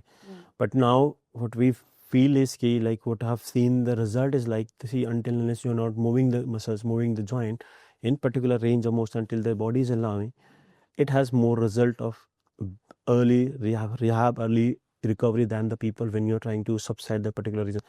See, there are certain situations ki jahan pe hame because of the fracture, because of the structure jahan pe tear hai, jahan pe hame movement stop karna. But other than that, whenever we are having a good opportunity, we always prefer to movement therapy. The better you're moving, the better you're getting recovered. Okay. तो आजकल क्या होता है, अगर जैसे हमें कोई injury हो गई है या कहीं पे पेन है तो हम as a common person I am very scare to go to the doctor कि कहीं ना कहीं मेरे दिमाग में लगता है कि यार मेरे नी में पेन हो रहा है तो कहीं ही विल सजेस्ट की सर्जरी करवा लो. तो ऐसे में एक कॉमन मैन को क्या करना चाहिए? See, there are always two side of stories कि बहुत टाइम पे लाइक मैं आज के पहले था, बहुत टाइम पे इफ आई से कि बहुत सारे ऑर्थोपेडिक्स थे, if you go for the like normal things also they prefer to have a surgery क्योंकि उनका फेथ नहीं था फिजियो से उतना. They maybe they have not met the good people in physio in their fraternity, तो उनका ये था कि हाँ बस कर दो. But now I'm like lucky to have few very good renovated post on orthopedic surgeons who काफी prefer कर they give good importance to the rehab and they give a good importance to the physios also. So there are like always you have to have 2 or 3 opinion when you're going to some condition where exactly one doctor is saying surgery. Don't go and just like opt to the surgery. Always have key severity of the particular injury because if you're not an exposed person and you can deal with that thing. So how severe that particular injury is, that if you are not going to for surgery, how you can have the other plan B. So there are like lot of injury which is doesn't need a surgery when you are not tactically so much involved in the physical activity. So we have seen a lot of life by just going having a good rehabilitation. Even there are a lot of athletes who had a like very asymptomatic tendon and ligament tears. Those who are like got better. So it's like it's always have a plan B, because if there is something which is already broken, which can't be replaced, and that has to be needed surgery, there are we advise surgery. So, but always have a second opinion about that particular doctor. What's your thought about the functional therapy when it comes to injuries or any kind of recovery? So for see the movement, I told you, right, movement is the best way to store everything. Because if you're not moving, even if I say like for a week, if you're not doing anything, if you start doing the same thing after a week, you feel the body is not allowing, because the muscle is vibrating, you're getting that structure, you can't do it. So the movement is the way, because your body takes the redemption, whatever the amount of effort you're putting that particular thing. So if you're moving, everything is getting repaired and recovered in your favor. So whatever situations, whatever the movement, even the same way applies to the neck, shoulder and all. Because if you are getting so much involved with the structure, sophisticated posture, so the body adopt that structure. So after 15, 20 days, 1 month later, you try to be normal, because this fascia has taken that shape. So that pattern, when you are trying to break that pattern, it gives a signal to break, something different is happening. So that's signal is like you have to break. So sometimes people, those are very sensitive, those have low threshold level of like pain bearing, those get like a lot of other challenge, because they doesn't want to take any like kind of, if I say ki chances ki ye बढ़ जाएगा. So sometimes there are like small thing also trigger big way in our body. तो जो functional therapy होती है वो physiotherapy में किस तरह से कंट्रीब्यूट कर सकती है और vice versa? See, there's a lot of, if I say ki there are a lot of other collaborative, or like maybe we have a occupational therapies, there are people, we have a speech therapy. So it depends exactly which area where exactly you're having difficulties, so we can rule out, we can just try to have a diagnosis, we can deal with and we can work with them. There are people who are working with the nature therapy also. So most common things are happening in corporate lives is like they're having very stiff spines, and when your spine is getting stiffer, so you have a lot of time, 80% of your jaws are stuck. When your jaws are stuck, so that is creating a lot. 80% people have like a headache or like migraine just because of the cervicogenic stiffness, and if you keep popping the painkiller, this is not going to heal it. So maybe I have come across maybe 10 to 15 people in my vicinity that they had a like severe migraine, and now they don't have, just because they had cleared their exactly whatever the muscle, The the nerves which was triggering it, it is got released, so they are better now. Okay. Arvind, Maybe now if I say you had a very shorter neck, now you have a flaunting bigger neck. Thanks to you Arvind, जब injury होती है तो हमारे घरों में ना हम बहुत ज़्यादा होम रेमेडीज करने लगते हैं. एक ऐसी चीज जो हमें बिल्कुल नहीं करना चाहिए. कुछ भी नहीं करनी चाहिए. सबसे बेस्ट थिंग है लाइक अप्लाई आइस. लाइक सब लोग सबसे ज़्यादा पहले हल्दी अप्लाई करते हैं, because haldi has like a heat. So because with the heat you are already increasing the inflammation. Because अभी कुछ भी तुझ टूटता है बॉडी में तो इन्फ्लेमेशन, वहाँ पे ब्लड लॉस होता है, हेमोरेज होता है. तो उस इन्फ्लेमेशन पे आप हल्दी डालोगे तो और इन्फ्लाम्ड होता है. सो क्योंकि heat is always going to increase the blood circulation. क्योंकि जब वहाँ पे किसी जगह स्वेलिंग आई है, कुछ आई, तो आप उसको जब तक आइस दोगे तो आइस स्वेलिंग इन्फ्लेमेशन सबसाइड करेगा. तो वहाँ पे there will be space. But आप उस पर हल्दी डालोगे तो ब्लड में ऑलरेडी सर्कुलेट होगा. तो see sometime it doesn't harm, but Sometimes if there's internal bleeding. There's internal bleeding, so that time it can trigger it. So the ice is the best way when you have a swelling, when you have trigger any kind of stress and all. So go with the ice. There are like certain situations, certain weather जहाँ पे बहुत ज़्यादा cold है. तो if you have a stiffness, spasm, so in that situation you can put the heat maybe, but not before 7 days. आजकल heat and cold Shah बहुत fashion में है. See, that is good for like if you want to like contrast, we call it contrast. जब आपको sudden recovery चाहिए, may be 5 से कि आपने एक्सरसाइज करके आए हैं, आप बॉडी फटीक है, तो उस चीज़ के लिए बहुत अच्छा काम करता है. आजकल लोग बहुत ज़्यादा आइस बाथ की तरफ बढ़ रहे हैं और बहुत सारे लोग ले भी रहे हैं. How is contribute when it comes to physiotherapy? So देखिए, ice bath is really good, क्योंकि when you are like working out, when maybe after like maybe people are like trying to have twice और thrice in month and all. So ice bath give you like very immediate recovery from your lactic acid, and it gives like you आपकी जो body में burn out हुआ है, so that suppresses, so you feel like very energetic, very relaxed. And there are certain situations कि we are using ice bath as a fat burner also, so it's good. मेरे ख्याल से मेरी audience खुश होगी कि आपने बातों बातों में उनको एक वेट लॉस का एक ट्रिक दे दिया. हाँ, if you see in Western countries, like we sometimes we use the, like hydrotherapy, no, not cryotherapy. So there are a few centers are in Bombay that those who are putting cryotherapy just go in cryo chamber for 1 minute, but they're charging good bucks of amount. So that in 1 minute you burn 4,000 calories. आप इतने सालों से Indian sports team में रहे हैं, वो भी different sports में, तो ये जो यंग फिजियोथेरेपिस्ट आ रहे हैं, जो न्यू जनरेशन है, आप उनको क्या सजेस्ट करना चाहोगे? मेरा उनको भी यही सजेशन है कि आप रील्स की दुनिया से बाहर निकलो, रियल लाइफ में आओ, क्योंकि if you want to get success in career, start focusing on your basics, do the things exactly which is right way, don't run for the like short term things, because वो short term जो भी चीज़ें achievement होगी वो आपको fascinate लगेंगी, but long term के लिए they are not good for your career. So always try to be focus, compose, be grounded, and do the things for the cause, not for just for your getting famous. Arvind, आपने बहुत अच्छी अच्छी बातें बताई, लेकिन कोई एक ऐसी बात जो आप जिसके बारे में आप बात करना चाहते हैं लेकिन आपसे कभी कोई नहीं पूछता? देखिए, मैं पिछले थोड़े टाइम से देख रहा हूँ कि हमारे प्रोफेशंस में लोग कि मतलब कुछ लोग हैं जो कि हमारे प्रोफेशन को अपलिफ्ट करने के लिए बहुत सारी चीज़ें कर रहे हैं, बट कुछ लोग हैं जो अश्लीलता फैला रहे हैं, जैसे बोलते हैं ना, चेस्ट चटकाना, टेलबोन हिलाना, that is not exactly physiotherapy. So वो सब चीज़ें बंद होनी चाहिए. See, because if you have basic thing, exactly, if you have knowledge about your profession, so why you need to adopt the thing which is not in your profession. So सारी चीज़ें मुझे पसंद नहीं है, because that profession has really very close to me, and I'm always there to help people who are in trouble. So it's like humble request to people who are just trying to spread the misinformation about our profession by linking to some other stuff. So please close that chapter. Arvind, आप मुझे एक बात बताइए, आपको लोग दर्द का देवता क्यों बोलते हैं? अभी यार उसके बहुत लोगों के अलग अलग परसेप्शन है, बट इनिशियली मतलब 4-5 years ago there were like few athletes like those who are like recommended a surgery. तो अब उसमें वो काफ़ी यंग एथलीट थे, फिर उनको मैंने ट्रीट करना स्टार्ट किया, तो दे हैड उसके पहले उनको कुछ परसेप्शन नहीं था कि how the rehabilitation work, how the things happen.